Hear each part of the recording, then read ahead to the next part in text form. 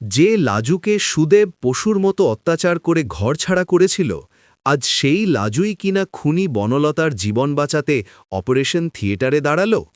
প্রতিশোধ নাকি ক্ষমা, শেষ পর্যন্ত কার জয় হল? লাজু আর অনুভবের জীবনের এই অবিশ্বাস্য মোড় দেখতে ভিডিওটি এক মুহূর্তও মিস করবেন না। লাজু আর অনুভবের জীবনে যখন পূর্ণিমার চাঁদের মতো স্নিগ্ধতা নেমে এসেছে, ঠিক তখনই এক নতুন ঝড়ের পূর্বাভাস পাওয়া যায় গ্রামের দিগন্তে। লাজু তার হাসপাতালের কেবিনে বসে যখন এক মুমূর্ষু রোগীর ফাইল দেখছিল, তখন হঠাৎ খবর আসে সুদেব হাসপাতালের পেছনের গেট দিয়ে কারো সাথে গোপনে দেখা করছে।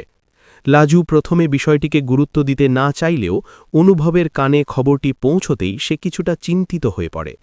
অনুভব সুদেবকে বিশ্বাস করতে চাইলেও তার অতীত কর্মকাণ্ড তাকে বারবার সতর্ক করে দিচ্ছিল।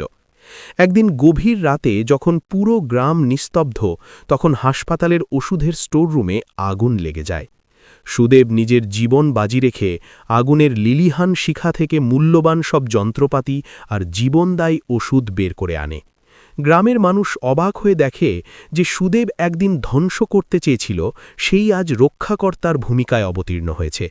কিন্তু এই আগুনের পেছনে আসল কারিগর ছিল বনলতা, যে জেল থেকে ফেরার পর লোকচক্ষুর অন্তরালে প্রতিশোধের নেশায় মত্ত ছিল।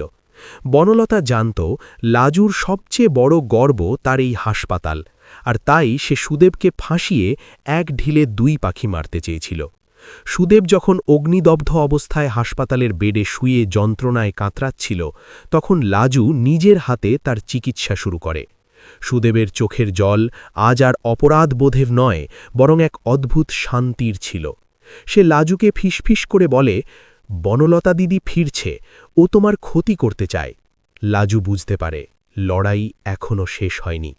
অনুভব আর লাজু মিলে সিদ্ধান্ত নেয় তারা বনলতাকে ঘৃণা দিয়ে নয়, বরং আইনের জালে আর মায়ার বাঁধনে আটকাবে। বনলতা তখন গ্রামের পুরনো এক পরিত্যক্ত জমিদার বাড়িতে আশ্রয় নিয়েছিল। সেখানে সে কিছু অসামাজিক মানুষের সাথে হাত মিলিয়ে লাজুর সন্তানকে অপহরণ করার ছক কষে। বৃষ্টির এক দুর্যোগপূর্ণ রাতে যখন অনুভব এক সেমিনারে যোগ দিতে শহরে গিয়েছিল, তখন বনলতার লোক লাজুর বাড়িতে হানা দেয়। কিন্তু লাজু এখন আর সেই ভীতু মেয়েটি নয়।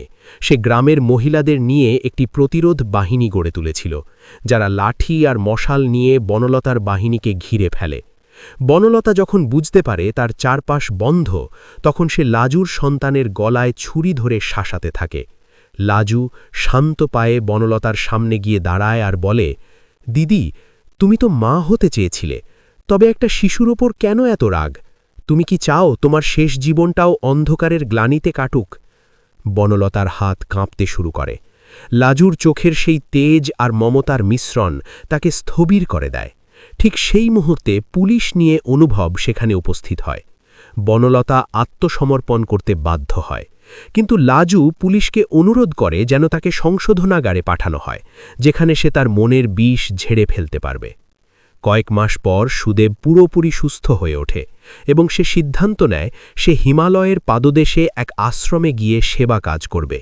যাওয়ার আগে সে লাজু আর অনুভবের পায়ে হাত দিয়ে প্রণাম করে বলে, তোমাদের ভালোবাসা আমাকে নতুন জন্ম দিয়েছে। বনলতাও সংশোধনাগারে থেকে নিজের ভুল বুঝতে পারে এবং সে সেখান থেকেই লাজুর হাসপাতালের জন্য হাতের কাজ করে অর্থ সাহায্য পাঠাতে শুরু করে। লাজু এখন শুধু ডাক্তার নয়, সে এক নতুন চেতনার আলোকবর্তিকা হয়ে দাঁড়িয়েছে। গ্রামের প্রত্যেকটি মেয়ে এখন লাজুর মতো সাহসী হওয়ার স্বপ্ন দেখে। লাজু আর অনুভবের সেই ছোট্ট সন্তানটিও বড় হতে থাকে এক সুস্থ আর কুসংস্কারমুক্ত পরিবেশে, যেখানে মানুষের পরিচয় তার কর্মে। লাজু একদিন পড়ন্ত বিকেলে অনুভবের হাত ধরে সেই মেঠো পথ দিয়ে হাঁটতে হাঁটতে বলে, জীবনটা কি অদ্ভুত, তাই না অনুভব? যারা একদিন শত্রু ছিল, আজ তালাই আমাদের দোসর। অনুভব হেসে বলে, আসলে লাজু, মনের জানলা খুলে দিলে আলো আসবেই। তাদের এই প্রেমের উপাখ্যান এখন আর শুধু গ্রামের গল্প নয়, বরং এক অনুপ্রেরণার মহাকাব্য, যা যুগের পর যুগ ধরে মানুষকে শিখিয়ে যাবে যে অন্ধকার যত গভীর হোক, ভোরের আলো আসবেই। লাজু তার ডায়েরিতে নতুন পাতা জুড়ে লেখে, ক্ষমার চেয়ে বড় কোনো ঔষধ নেই, আর সেবার চেয়ে বড় কোনো ধর্ম নেই। এভাবেই চলতে থাকে এক অমর প্রেমের জয়যাত্রা, যেখানে ঘৃণা আর প্রতিহিংসার কোনো স্থান নেই, কেবল আছে মানুষের প্রতি অগাধ বিশ্বাস আর ভালোবাসা, যার ছটায় আলোকিত হয় পুরো সমাজ। লাজু আর অনুভবের শান্ত সংসারে যখন নতুন ভোরের আলো খেলা করছিল, ঠিক তখনই শহর থেকে এক বিশেষ চিঠিতে লাজুর কাছে প্রস্তাব আসে এক আন্তর্জাতিক চিকিৎসা সম্মেলনে যোগ দেওয়ার জন্য। লাজু প্রথমে দোটানায় পড়লেও অনুভব তাকে উৎসাহ দিয়ে বলে, তোমার এই মেধা শুধু এই গ্রামের জন্য নয়, বরং সারা বিশ্বের মানুষের উপকারে আসা উচিত।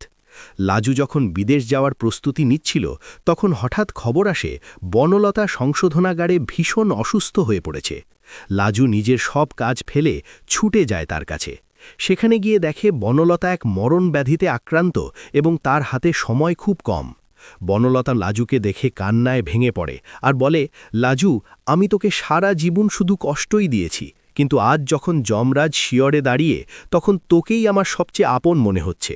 লাজু নিজের পেশাগত দায়িত্ব আর মানবিকতার খাতিরে বনলতাকে নিজের হাসপাতালে নিয়ে আসে এবং তার শেষ দিনগুলো যাতে শান্তিতে কাটে তার ব্যবস্থা করে।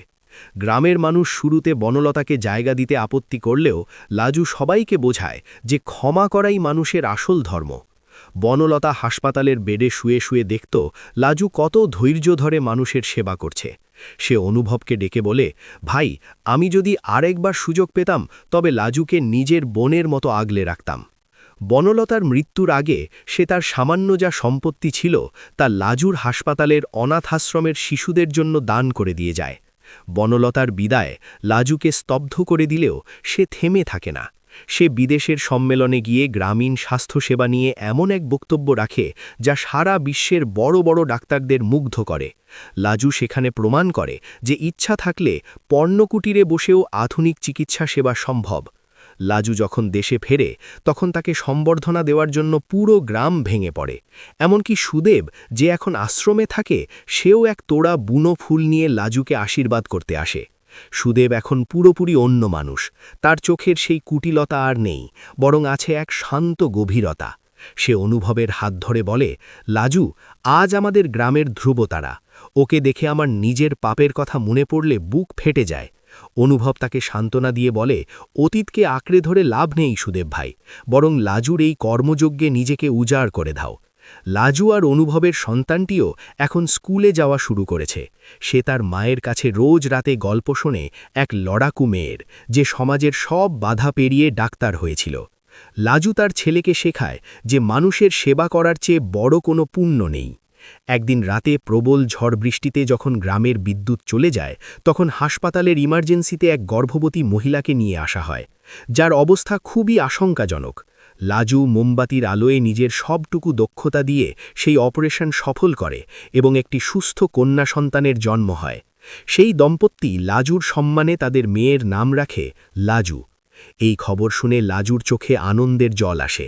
সে অনুভব করে তার লড়াই সার্থক হয়েছে, কারণ আজ গ্রামের মানুষ নিজেদের মেয়ের ভবিষ্যৎ নিয়ে আর ভয় পায় না, বরং তারা চায় তাদের মেয়েরাও লাজুর মতো মাথা উঁচু করে বাঁচুক। সময়ের চাকা গড়াতে থাকে। লাজুর গ্রাম এখন এক আধুনিক উপশহরে পরিণত হয়েছে, যেখানে স্কুল, কলেজ আর উন্নত যোগাযোগ ব্যবস্থা গড়ে উঠেছে। লাজু আর অনুভব এখন বয়সের ভারে কিছুটা নুয়ে পড়লেও তাদের কর্মস্পৃহা এখনও তরুণদের মতো। লাজু একদিন হাসপাতালের বারান্দায় দাঁড়িয়ে দেখছিল কত শত রুগী হাসি মুখে বাড়ি ফিরছে। তখন তার মনে পড়ে যায় সেই দিনটার কথা, যেদিন বনলতা বিষাক্ত চাল চেলে তাকে ঘর ছাড়া করেছিল। আজ সেই বনলতা নেই, কিন্তু তার দান করা অর্থে গড়ে ওঠা অনাথ আশ্রমের শিশুরা লাজুকে মা বলে ডাকে। অনুভব পিছন থেকে এসে লাজুর কাঁধে চাদর জড়িয়ে দিয়ে বলে, কি ভাবছ এখন? সব তো মেঘ কেটে গেছে। লাজু হেসে বলে, ভাবছি জীবনটা আসলে এক অদ্ভুত চক্র, যেখানে আমরা যা দিই তাই ফিরে পাই। আমি ভালোবাসা দিয়েছিলাম, তাই আজ এত ভালোবাসা পাচ্ছি। সুদেবও এখন হাসপাতালের দেখাশোনা করে আর নিয়মিত গীতা পাঠ করে। তার মনে এখন আর কোনো হিংসা নেই। সে এখন লাজুর বড় ভাইয়ের মতো এক অভিভাবক হয়ে দাঁড়িয়েছে। লাজু তার ডায়েরিতে শেষ পাতায় লিখেছে, জীবনের প্রতিটি সংগ্রামই আসলে এক একটি পরীক্ষা, যেখানে পাশ করলে সাফল্যের চেয়েও বড় যা পাওয়া যায় তা হলো শান্তি। লাজু আর অনুভবের এই অমর কাহিনী আজ শুধু গ্রামের ঘরে ঘরে নয়, বরং প্রত্যেকটি সংগ্রামী নারীর হৃদয়ে জায়গা করে নিয়েছে। তাদের এই পথ চলা অনন্তকাল ধরে সাক্ষী হয়ে থাকবে যে সত্য আর নিষ্ঠার পথে থাকলে অন্ধকার কখনো স্থায়ী হতে পারে না। আগামী প্রজন্ম লাজুকে মনে রাখবে এক দেবদূত হিসেবে, যে শুধু শরীর নয় বরং সমাজের পচে যাওয়া বিবেককেও সারিয়ে তুলেছিল। গল্পটি ভালো লেগে থাকলে অবশ্যই চ্যানেলটিকে সাবস্ক্রাইব করুন।